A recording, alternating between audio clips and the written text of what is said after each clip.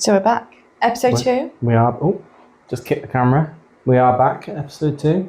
And blended families, the reality is our topic today. It is. If it looks like we're looking past the camera, it's because we literally are. We have a screen behind just to give us some prompts. But before we jump into any of this stuff, it's been a bit of an eventful week. It has. First off, it's been a heat wave. Yeah, we are recording this the hottest week of the year. Yeah, and unfortunately we're in the hottest room in the house as well because there's some very loud activities happening out in the garden and kids jumping over the fence, which is really annoying. Yep. But it's been crazy hot. The last few nights have been disgusting and I'm looking forward to it being wet and miserable and raining, if I'm honest. Just cool. No, I want it to clear all this stuff away. Yeah. But and on top of that, you've finished a stint at a job. I have, yeah. 2 years coming to an end, or 3? No, 3 years. 3 years coming to an end. Yeah. So new paths on the horizon from July. I look forward to it. Just on the whole, just time to leave. No, it'd be good, and you even get a week of being unemployed. I do. Yeah, see how that feels. Don't get used to it. It'd be amazing. Well, I think it's probably a saving grace that it hasn't been this week. Yeah, it'd have been too hot. Yeah, well, some people it was too hot to work, like teachers. Yeah. Having to have the kids at home. Well, to be fair, I didn't have the kids at home. My kids were with their mum, which is what it is, but it did enable me to work. Although I did find out that she had to take dependency leave to look after them, which doesn't make any sense as to why they went there then. I did say we both got to work, and I'm more than flexible if we need to switch stuff up because I work from home, but that can't happen. No, because then you end up with more days. Yeah. Anyway, that's a whole different thing. Yeah. But what else has happened this week? I've had the challenges of the summer holidays.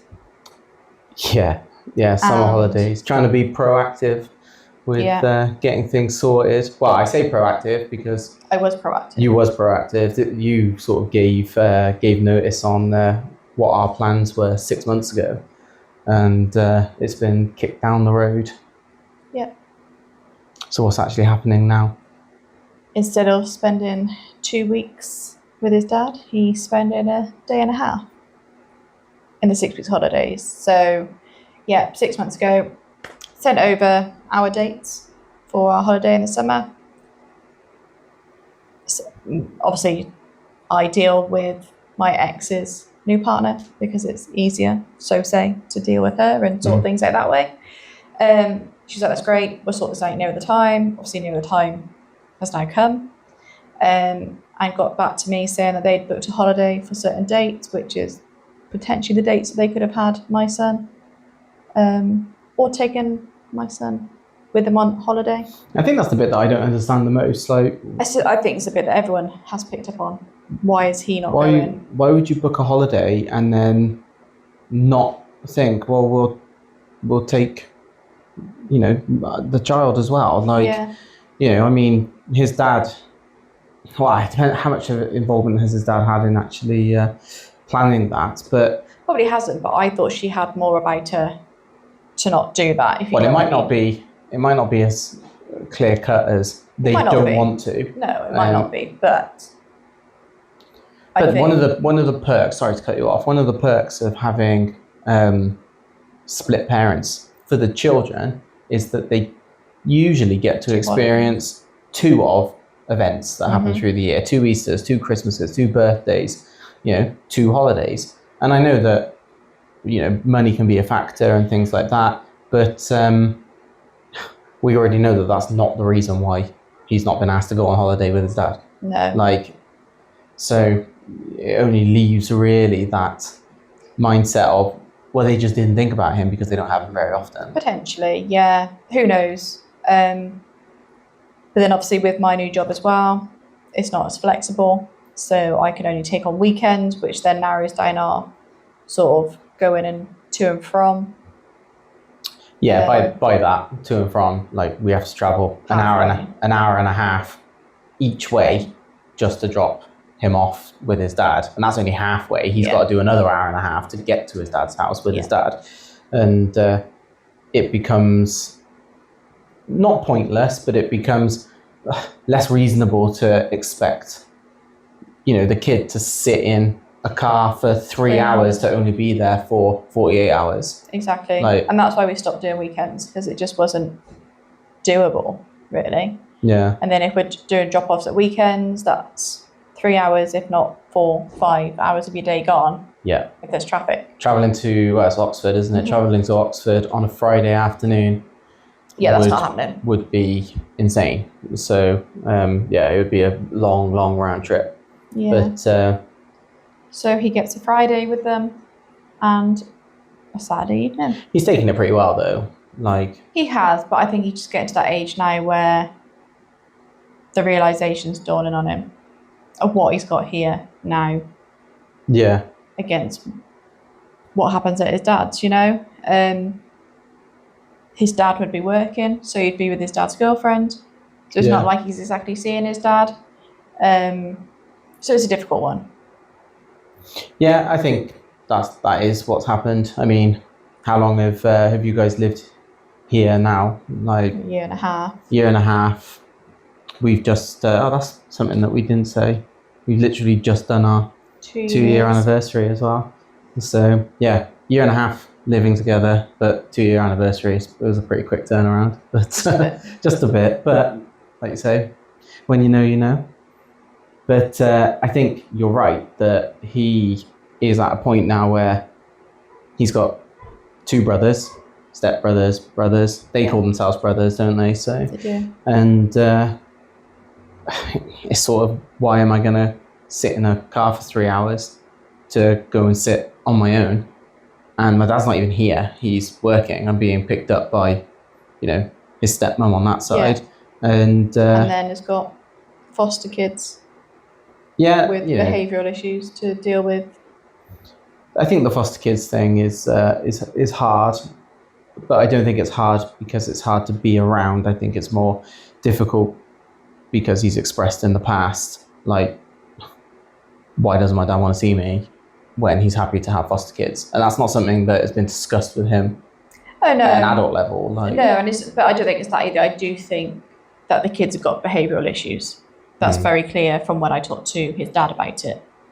But then the way that his dad talks about it then rubs off on Theo. So he thinks it's okay to talk about the kids like that, So I think, like you say, how old is he now? He's coming up 12.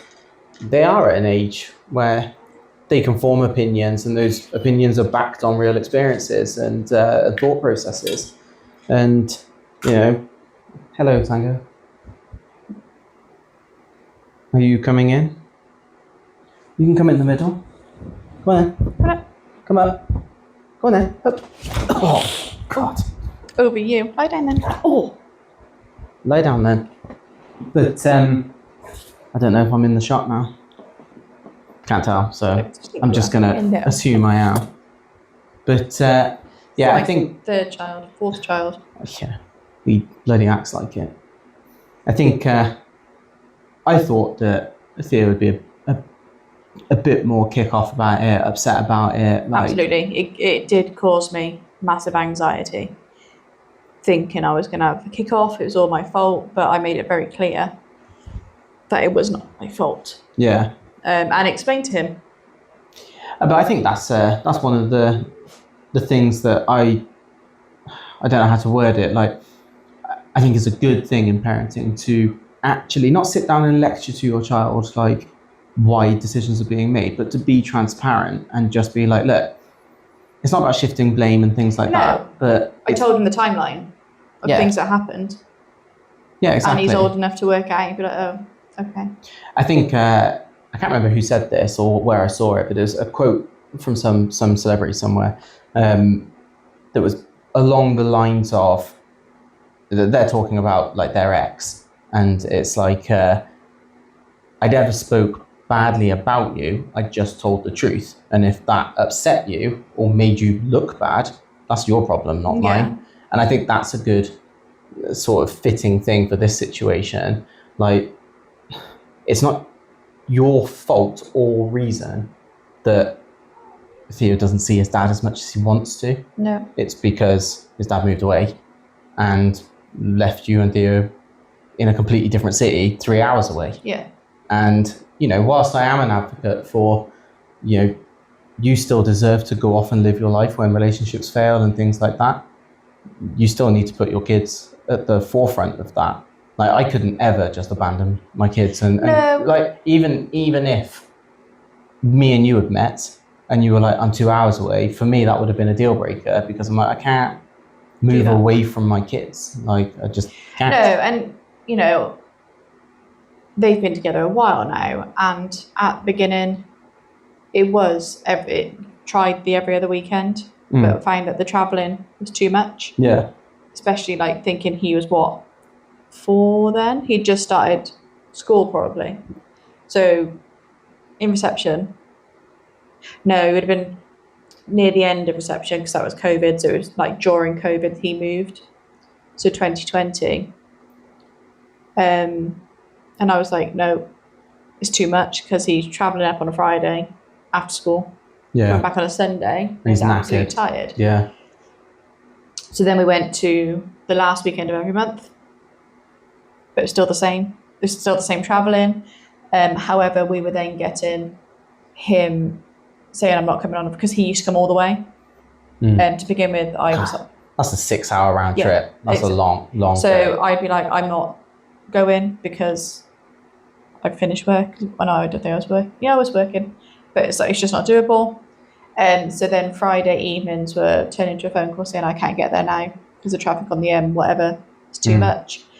So then it would be, he would leave London at 5 o'clock on a Saturday morning to come and get him, then come back on a Sunday.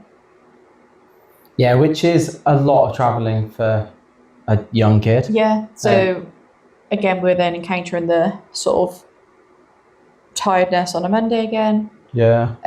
Oh, you're angry, you just dribbled on my leg. Yeah, he is dribbling. Oh, yeah. Yeah. And then that's when we then changed to what we're on now, and it's holidays only. And I said I would meet halfway so that he could still see his dad. Yeah, and I think that's important, isn't it? I mean, you do have to give credit where credit's due. Like, at the beginning, he was prepared to drive 6 hours in one transaction to pick up Theo and go and spend what is less than 48 hours with him before he's got to turn it around and bring him back. And yeah, you know, you can't really fault him for that. But how long did that last? Because 2 months, if that. If that was the answer or his reasoning to be like, well, I'm going to make moving away work, and then it only lasted 8 weeks. Yeah. You know, I don't think that's a strong enough reasoning to make that move.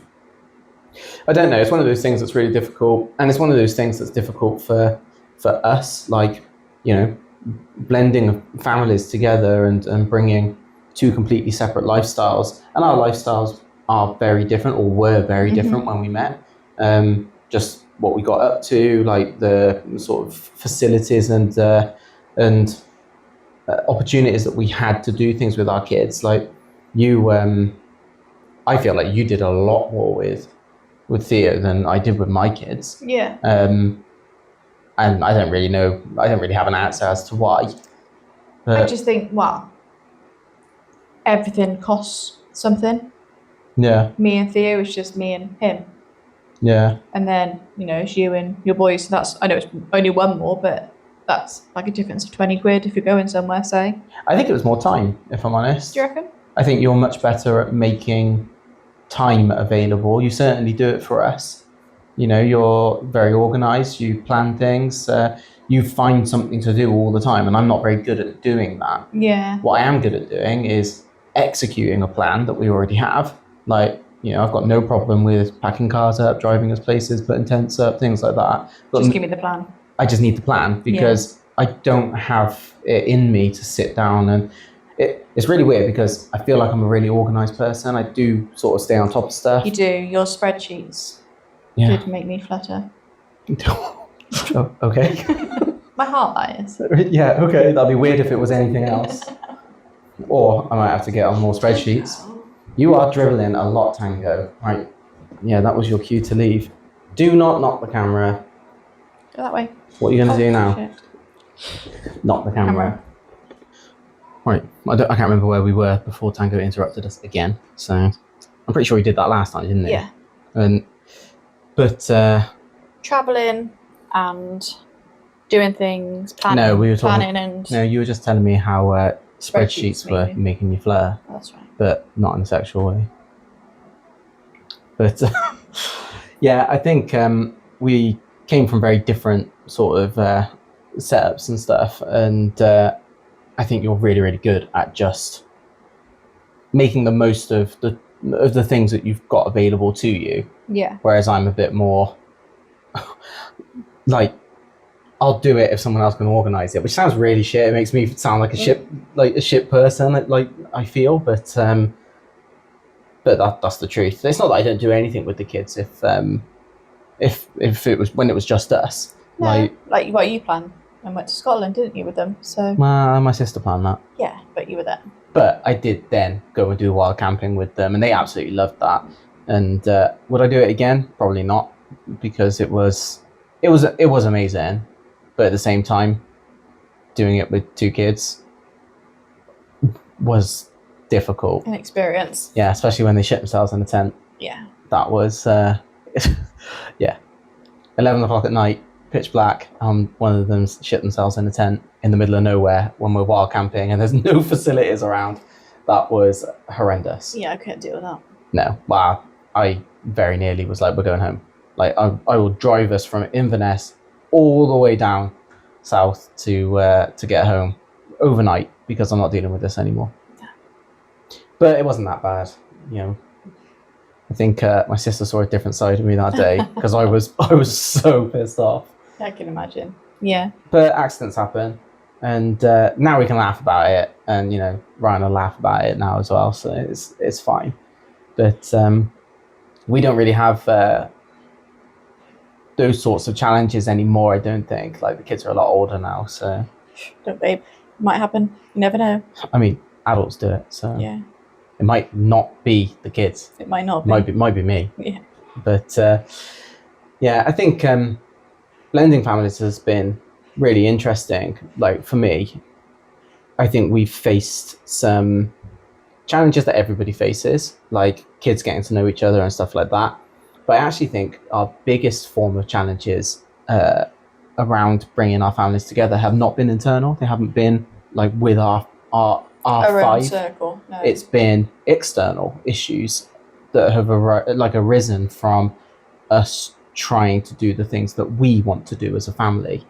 I mean, my battle to get off of 5 on 5 off and to get onto something more structured that fits with us as a family, that's probably been the biggest struggle, like, for us. And that took a year, court processes and all that sort of stuff. Yeah. I think on your side, there has been I'm not speaking for you, but there's been a reluctance to just be like, well, it's a holiday period, so off you go to your dad's. Yeah. Because actually, holiday periods now are the only times that we get as a 5 to go and do something, like, together. Yes and no. Like, obviously,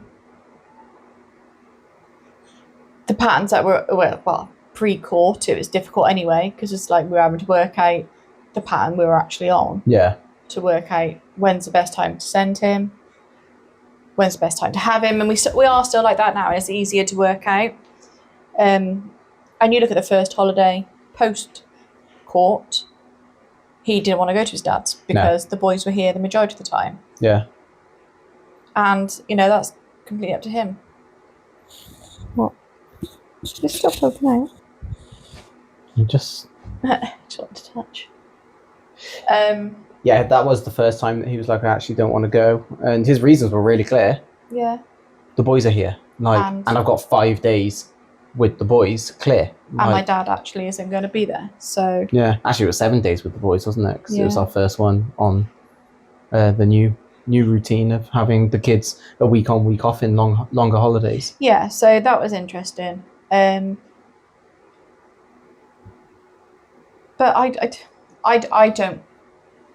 I don't find it difficult trying to find the time to send him off. What I find difficult is the inflexibility of your co-parent and having to. I've always said to you that I prioritise sorting them out first, then I'll Yeah. fix my arrangements around that because we Yeah. can be flexible. She can't. Well, in that, I can't be flexible either. No. Like, because I can't be flexible around my plans with my kids for us, which includes my kids, because actually I've got to think about the inflexibility of the other side. And, you know, I don't want to turn it into a slagging thing where I'm just bad mouthing her and everything. But that has been a running issue that, you know, I mean, Well, we're still facing it now, aren't we? For take the next year. the most recent thing. And I've highlighted my calendar, so I'll be pissed off if I've got to do it again. You and your calendar. It's all done for 2027. Yeah. Well, yeah, you're very organised. I would say that your calendar gives me a flutter, but it doesn't. But I do enjoy watching you do it. Highlighting my green when it's all done. Yeah, you're very happy with a paper calendar, whereas I'm like, get all of that on Google, so I can just search for it. Yeah. But yeah, I think those sorts of challenges are the ones that we face all the time. And can you give me the school uniform? I don't want them to take those trainers to your house. That sort of stuff, like, which is just, it's just annoying because the kids don't give a shit about any of it, and they don't care about whether they're wearing their dad's trainers to their mums or they just want to wear what they want to wear and go. Yeah. Like, and you know, it's the same with the niceties at doors and all that sort of stuff. Like, you know, it started with the whole, oh, we had a great time, didn't we? Like, and I've sort of taken a step back from that because I'm like, we don't need to do this. Like, the kids are, you know, double digits. Just let them get out of your car and come in the house. We don't need to knock and have conversations at the door, which are just trying to highlight what a great time they've had. Like, I know they had a great time with their mum. I'm glad they had a great time with their mum. And now they're going to come here and have a great time with me. Like, we don't need to do this stuff. No. And I think that's the sort of stuff that, if I'll be really honest, got really bad when me and you met. Like, and I don't know if it's because maybe I was a bit more aware that, well, first off, we hadn't followed her instructions on me getting into a new relationship. Like, I didn't wait 6 months before introducing the kids. I didn't tell her before so she can vet you and all that sort of stuff. We just did it our own way. Yeah. And, you know, it worked for us. But staying on topic with the blended family side of things, the reality behind it, let's have a look at some of these questions that ChatGPT has dreamt up for us. Oh, yes. So, like, the first one is, what worried you most about becoming a step parent? And I'll let you go first. I don't know. For me, nothing really worries me about becoming a step parent. I'm very much, I've got a step parent myself. I do see him as my dad because obviously my real dad has never been around. But for me, coming into your family, I'm not there replacing their mum. They've got a mum. I'm just here to sort of be the fun mum. No, I'm joking. Be the fun one. The one that lets them get away with everything. No, I'm not. I'm quite No, you're not. Like, and I really respect the fact that you're not that. Like, because that's a really easy route to take to win kids over as a step parent, is to just be the fun one, the one that's like, oh, it doesn't matter that your parents have said this or that your mum said that, you know, like, I'll let you do this. And yeah, I really respect the fact that you haven't done any of that. In fact, I feel like you've very, like, I don't know how to say it, you've adopted the approach that I naturally take. And I think largely because that's the approach you take anyway. Yeah. But I think the way we parent has just blended nicely. Wow. Yeah, so we don't really have any worries. I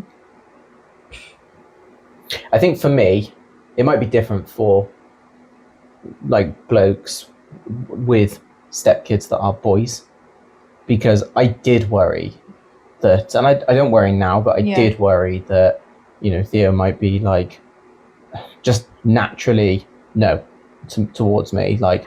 And we did have that towards the start. I'd say he's a bit. He's on the defensive at times. He was. We did have a bit. I'll be honest. We had a bit of the. She's my mum. Yeah. That's what we had. Protectiveness. Yeah, like it's not protective over you. It was a protective of your attention, as opposed to you. Like, yeah. I don't think he's ever worried about you as an individual. It's more like me and you would be talking, and he just appears out of nowhere, and it's like, mum, I need this, I need that, I need this, and actually he doesn't need anything. He just didn't want you talking to me. Yeah. And but he was younger then. Like, what was he, 8? No, 9. No, just 9. Yeah, 9.5 or something. And then turned 10. Yeah, and obviously. But I think there was there wasn't loads of it, but it did happen, and it was worse when we were out in places you'd been already with him. Yeah, we did this. Easily. Yeah. And, we went to Portugal, didn't we? And had he been there before? No, I had. But you had. I stayed in that same hotel and everything. Yeah, and also it was supposed to be just you and him. Mm-hmm. And I think he was excited about that. And then obviously I tagged along, and it was just a little bit of it. He was coming around to me by then, but it was just a bit of like, yeah, well, this was supposed to be our holiday. Mm. And now you're here. Yeah. But I don't think we have that like anymore.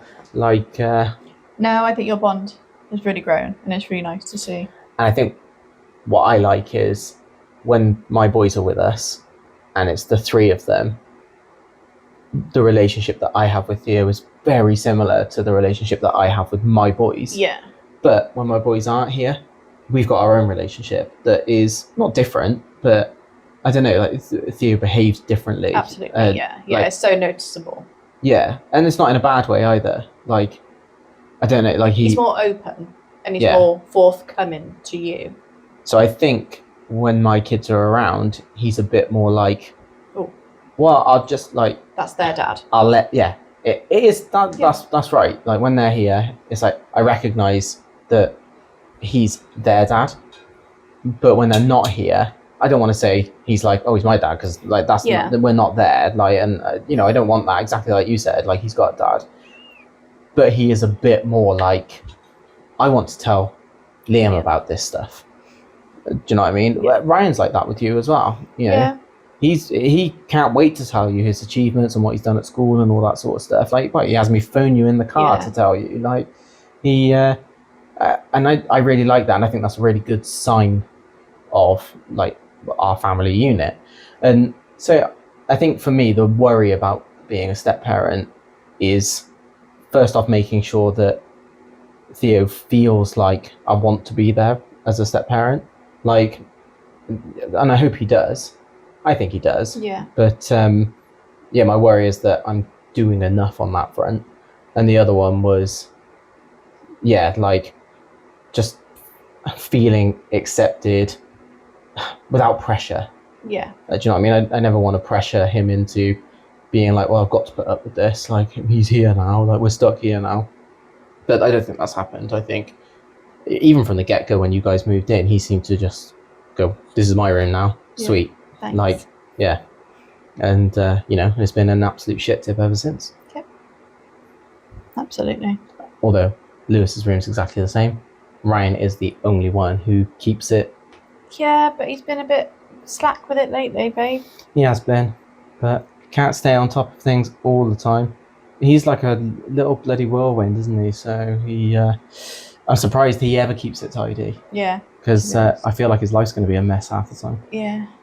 I think, I don't know, we'll see. But another question on here, what assumptions did you have? Assumptions about blending the family together? And I'll answer this first, because I'll be honest, I went into everything completely blind. When me and you got together, I was very like, I looked at it in a way of me saying, not what's the worst that could happen, because I didn't look at it with a negative view, but more like, well, what's the worst that could happen? You know, like, I've met somebody who I like, we hit it off straight away. So the next step is to make it exclusive. The next step is, I don't want to be traveling across the city to see you. Like, I want you on the doorstep. I want to be able to share things with you immediately. And, you know, we were in each other's time as much as we possibly could be. And our kids were around each other as much as they possibly could be. The next step was move in. And I never lent on assumptions. The only assumption that I lent on was going to be fine. Because there's no reason for it not to be fine. And yeah, I think that's what got us here, for me anyway. Like, I didn't have any assumptions at all. Like, I think I got to the phase in my life of what would be sort of thing. Yeah. Like you say, we're both at an age where we've both had relationships. We both know what we want in a partner and a family. And we saw that in each other. Yeah, basically. And it was like you said, if it works, it works. I'll tell you, it has. I will tell you one assumption that I had. You know, when we were talking on whatever dating site it was, and you got your picture and all that sort of stuff, I assumed that when I spoke to you properly, like outside of those dating apps, and you sent a photo and everything, your photo just wouldn't be as nice as you looked on the dating apps. Yeah. And I was wrong, because that first photo that you sent me, I was like, oh my God, like, yeah, actually, I need to meet this person. Like, so yeah, that's probably the only negative assumption that I've had, but that's based on. But that's dating, isn't it? That's not assumption on us and me. Oh, not on you as an on individual. dating it's on sites, dating, yeah. Sites, isn't it? And dating sites suck. Yep. So yeah, they're shit. But yeah, I wouldn't ever do it again. Don't need to. That's the right answer. Mm-hmm. But has there been anything that has surprised you during this experience? I think just how quickly we did blend, and how the boys felt like the boys knew each other. Yeah, it felt like we knew each other though. Yeah. So, and we just like I can think back to that day at the farm, and it's like they had known each other. Yeah. For years. Yeah. No, it did. Like it was really weird. They just ran off together and played. And I've watched like my kids make. Ryan's different. He can make friends with a fucking fence post. He can make friends with anything and anybody. And that's the thing. Like Theo would just stay by my side. Yeah, but he didn't. Like, he ran off. And Lewis is a bit more timid and shy and stuff like that. But he did go off and just play. Like, you know, they all went off and fed pigs and all that sort of stuff. And it was really nice to see and refreshing, because we were coming off the back of a pretty serious breakup, and the kids hadn't really had that sort of interaction like that with anybody else other than their cousins. Yeah. You know, the odd play date with people from school and stuff, but nothing substantial. And yeah, that was nice. And I think for me, the thing that surprised me the most, there was everything you've just said, like that was surprising. But equally, again, I sort of like, well, obviously it was going to go that way, because why wouldn't it? Yeah. But I think for me it was my family and your family, despite our parents not actually having... They haven't met yet, which is crazy. But it was just how quickly did those outside family members, sisters, like mums and all that sort of stuff, like just went, actually, this works, this is fine. My mum has some reservations about how quickly you moved in, but I was, you know, I'm very like, well, I'm going to do what I want anyway, so like, I appreciate your input, but it doesn't change the outcome, because it's already happened. Yeah. Because she actually moved in 3 weeks ago, so. But yeah, like, but my mum loves you to bits, like my dad loves you to bits, my sisters do, and you know, I won't go as far as saying your mum loves me to bits, but I think you get on. We get on absolutely fine. Like, and the kids, like my kids, love like your mum and being out There. in Wales, and Yeah. you know, it's a completely different life to what we have here, and yeah, they love it, and I think that's been really, really nice. It's so, I think that side of it is That's so the unknown, isn't it? Like, well, you don't know how your kids are going to be with new like people that mean something to your partner. yeah. Do you know what I mean? And Well, it was Christmas, wasn't it, when we went round to my auntie's, and like the whole family were there, and your boys yeah, hadn't met anyone yet. neither had I. No, and you were meeting some for the first time. Yeah, I think, I can't remember which one it was. Ryan, I think, was then just sat talking to my grandma. Yeah. But Ryan will talk to anybody. Yeah, like, that's true. but yeah, I think those sorts of insights, and you don't notice it at the time. It's not until you look back at it and you go, actually, that's crazy. Like, these people didn't know me. Mm-hmm. Like, they didn't know my kids. They don't know anything about how we seem to just suddenly go, bang, there's this relationship here. And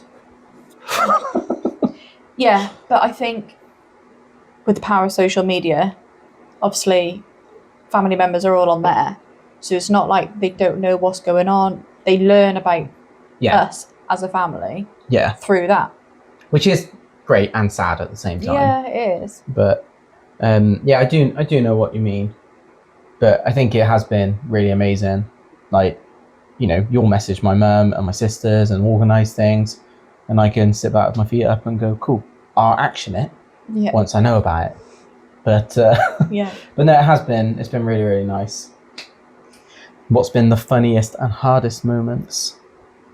The funniest moment, I think, is just Ryan and his willingness for us to marry. I think that's hilarious because that's none of my doing. Hands up. Yeah, that's what you tell me. That is. No. Ryan, but Ryan is not very good at keeping secrets. So if you were telling him to say this stuff... Abby said. Yeah, he would say Abby said. I let him watch a movie today, and he couldn't wait to spill the beans that he'd watched a movie, even though I told Theo he wasn't allowed the day before. Yeah. I know, sorry.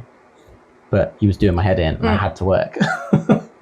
And yeah, that is weird. He's mentioned it a few times, and not just like discreetly, like really openly and loud, and in front of my parents, in front of everybody. Like, so are you gonna buy Abby a ring?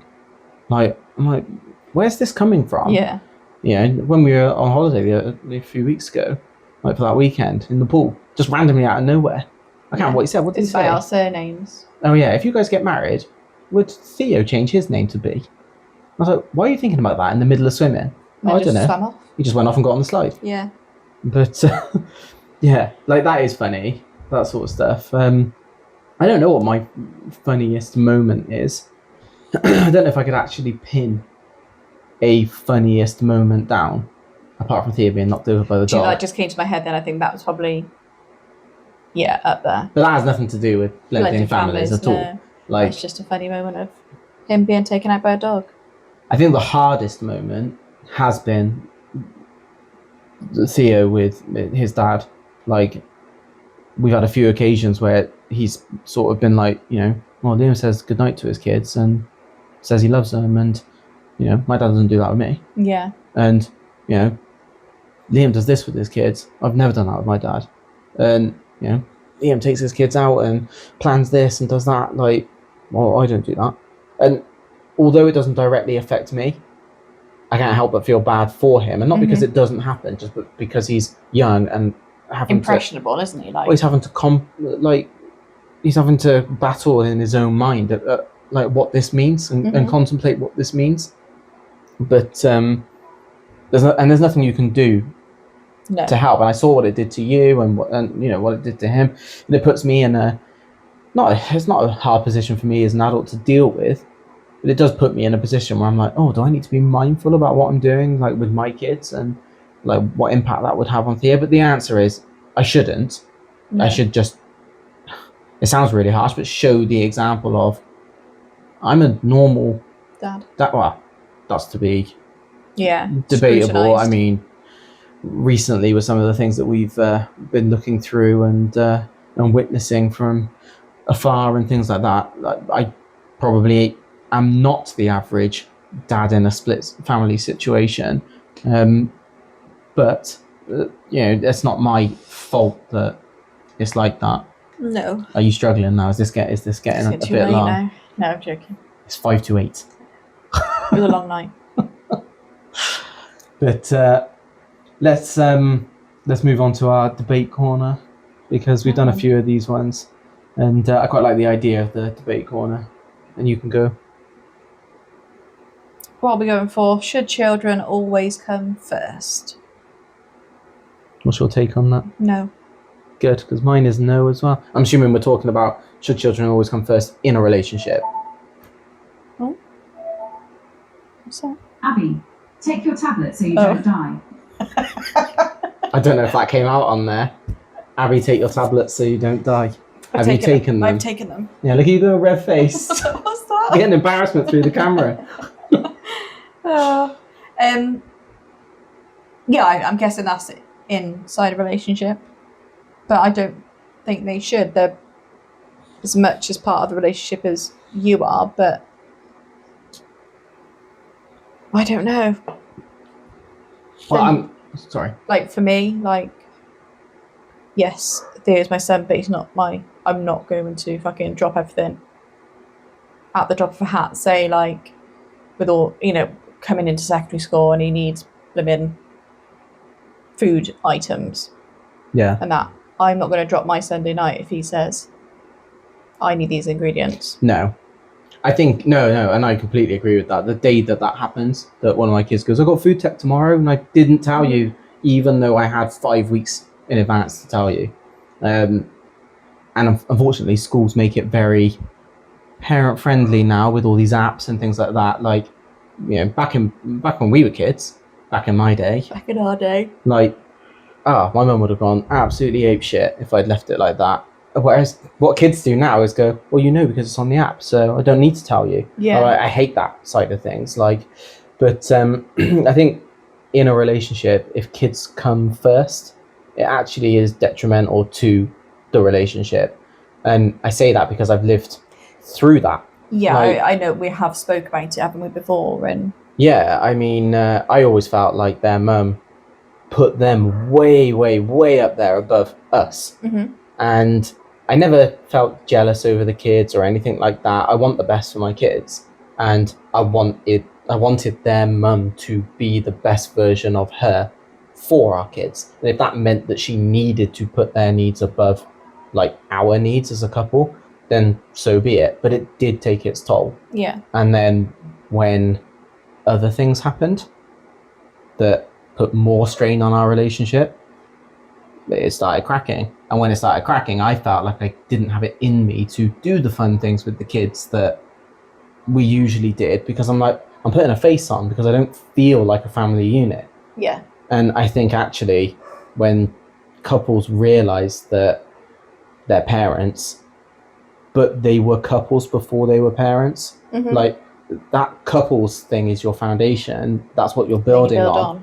If you neglect your foundations, the building falls down. It doesn't matter what you're doing up top, like it's going to fall down. Yeah, and I guess like for me, because you were throughout sort of prior to us, you were always in a relationship, so you did have that other person, whereas with me it was Theo. So Theo did always come first, I guess, because there was no one else to put first. Yeah. Like and I was worried a little bit about that. I was a bit like, oh God, is it going to be one of these relationships where he's my mummy's boy? And not so much that, but more like, I don't know, like, oh, I can't do this because Theo doesn't like it, or we can't do that because, I've got to take Theo to this and do this club and do that and do this and do that. And actually, I don't have a lot of time for you to build this relationship up, especially once I got to know you a bit and I was like, I actually want this to go somewhere.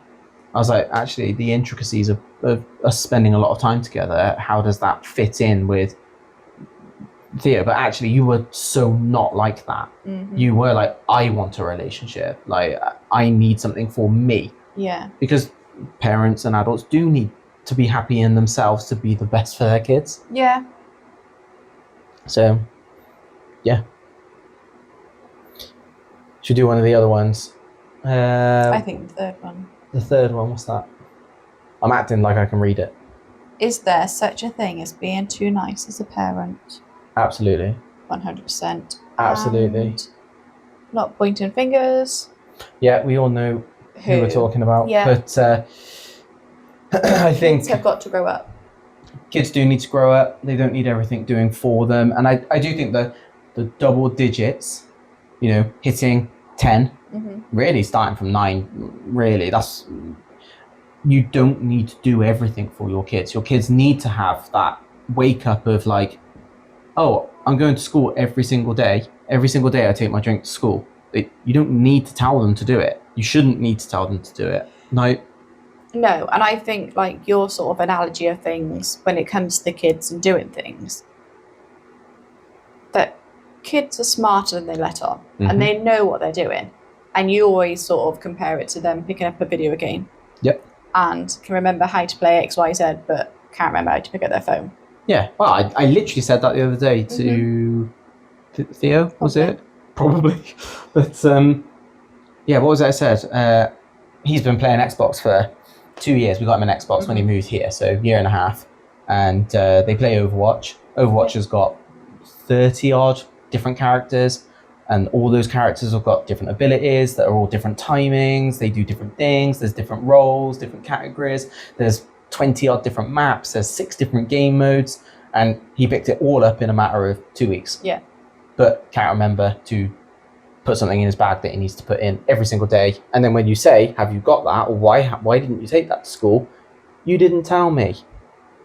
Well, I'm sorry, but that's bollocks. Yeah. Like, and it is, because you can pick up those sorts of games. You can pick up a new app on your phone, and nobody needs to tell you how to do anything because you're invested in learning it.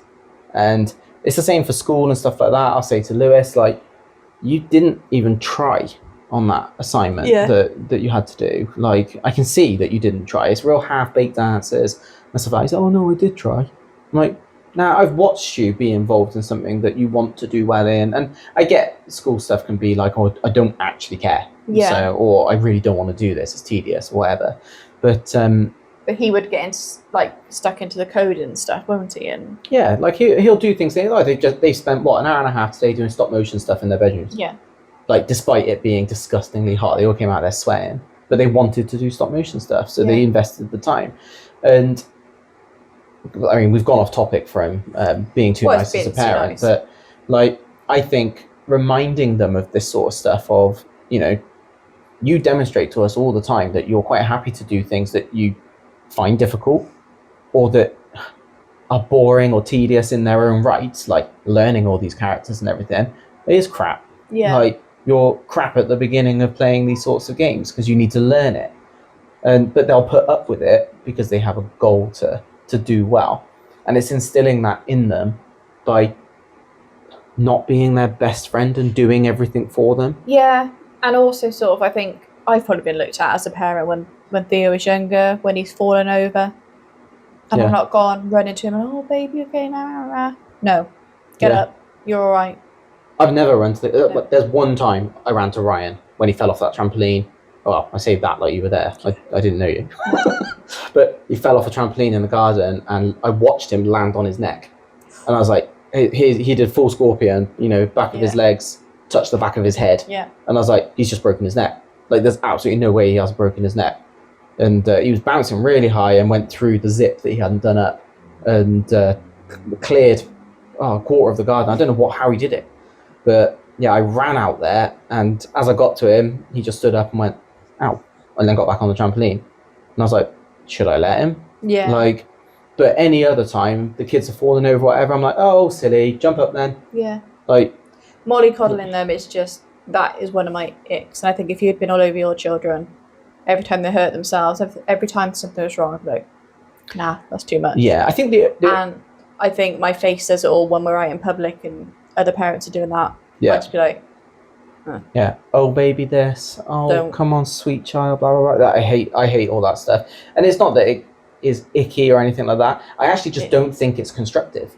Like, if you're the only adult in their life, okay, but if you're the only adult in their life that's doing that, yeah, and they're naturally going to gravitate to things that are nice, easy, like, oh, my mum will do that. Oh, my dad will do that. Like, of course they are, because kids are still people.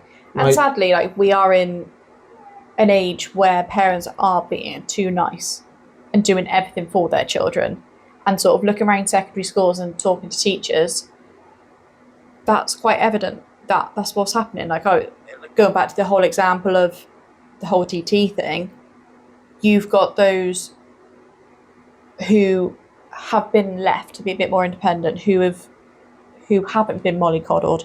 They can cook, they can get on with it. Oh yeah. Okay. Whereas you've got those who have parents been too nice, cooked every single meal for them, done this, done that, just done everything. Yeah. And they're still doing, like, I don't know how to do that first instruction. Yeah. Well, it's like, I can't remember the last time that I made breakfast for the kids. No. They've been making their own breakfast since age of 4.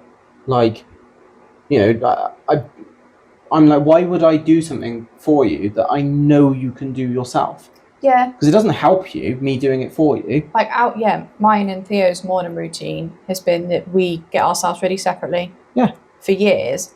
And that was with the help of Alexa when we weren't together.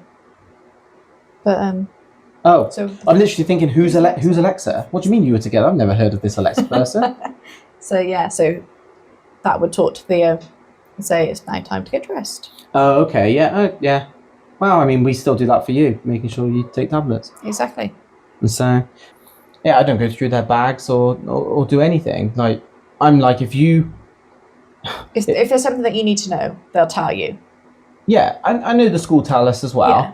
So I might prompt sometimes, but if Lewis wants to leave half-eaten sandwiches in his bag, they're going to stay there until he takes those half-eaten sandwiches out of his bag, because I don't think it's constructive to consistently check on your kids, to consistently do things for your kids.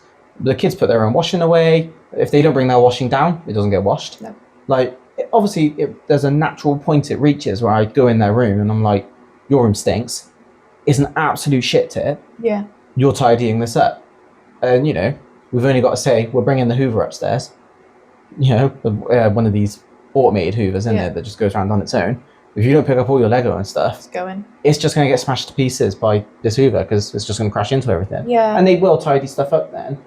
But I just don't think it works in their favour to have a parent who is their best friend and also will do everything for them.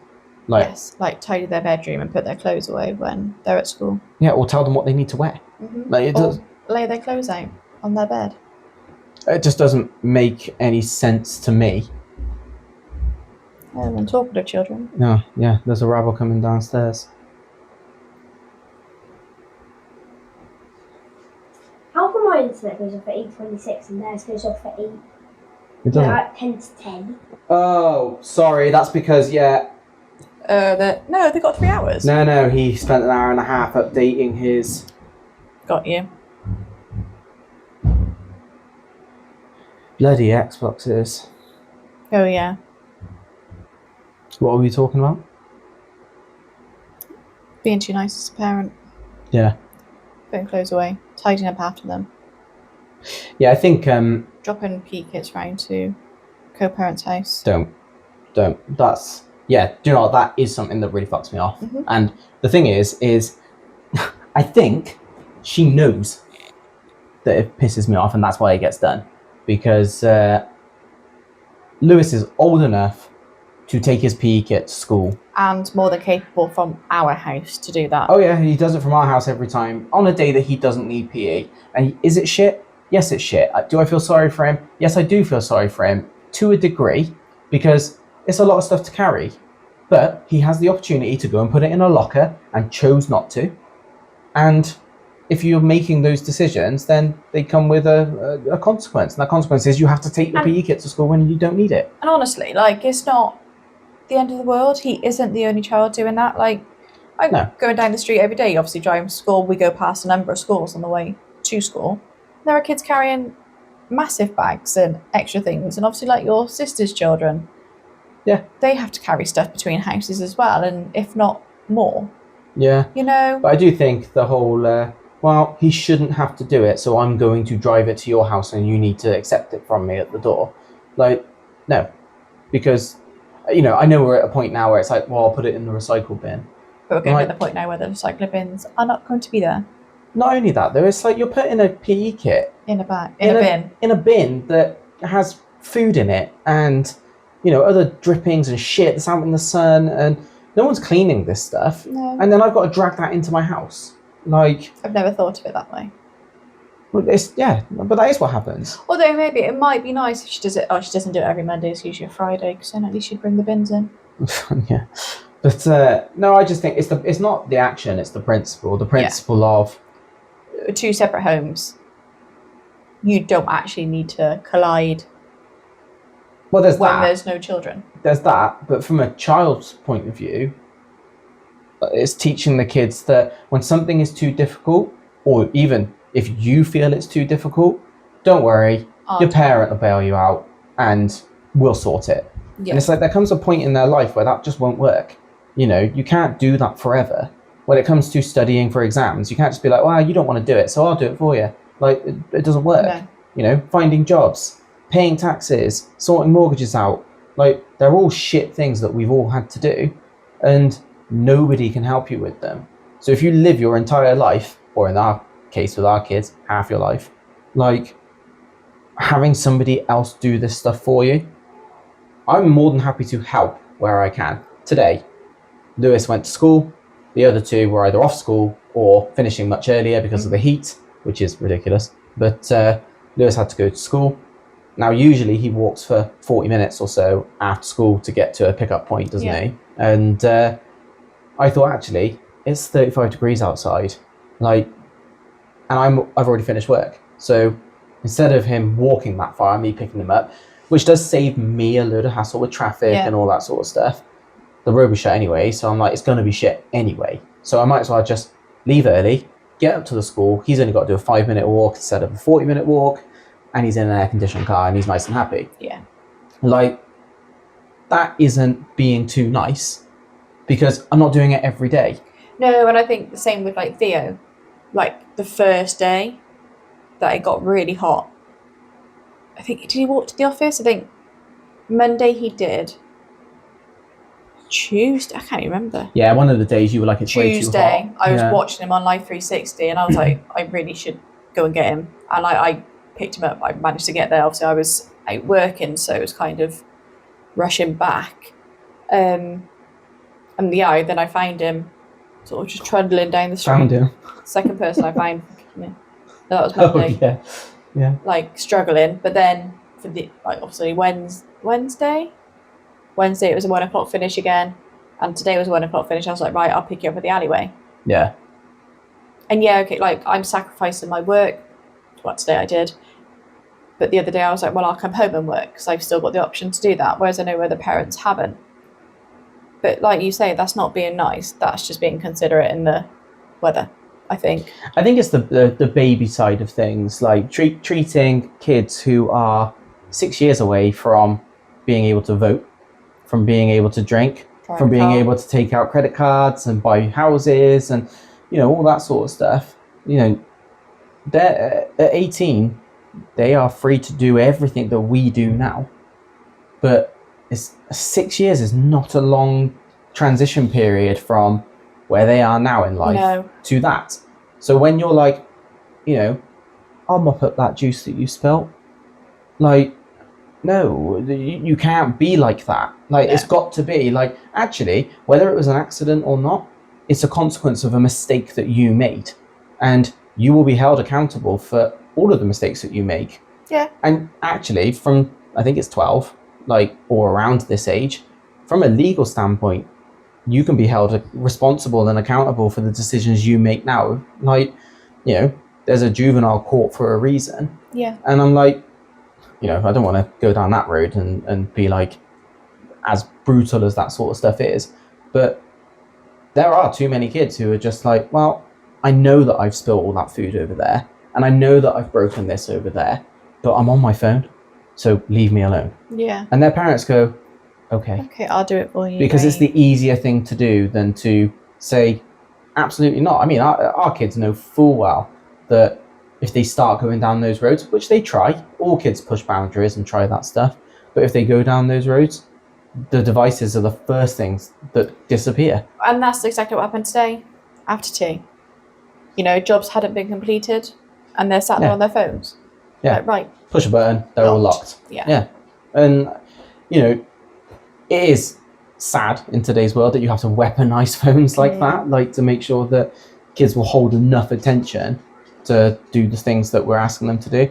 But we only ever ask them to do jobs that are 5 minutes. And I think those little jobs are good. I think they're good for kids to do. Dishwashers, hoovering, tidying your rooms. You know, the worst job that we give the kids is cleaning a bathroom. Yeah. They hate cleaning. They've got their own bathroom, haven't they? And they hate cleaning that bathroom.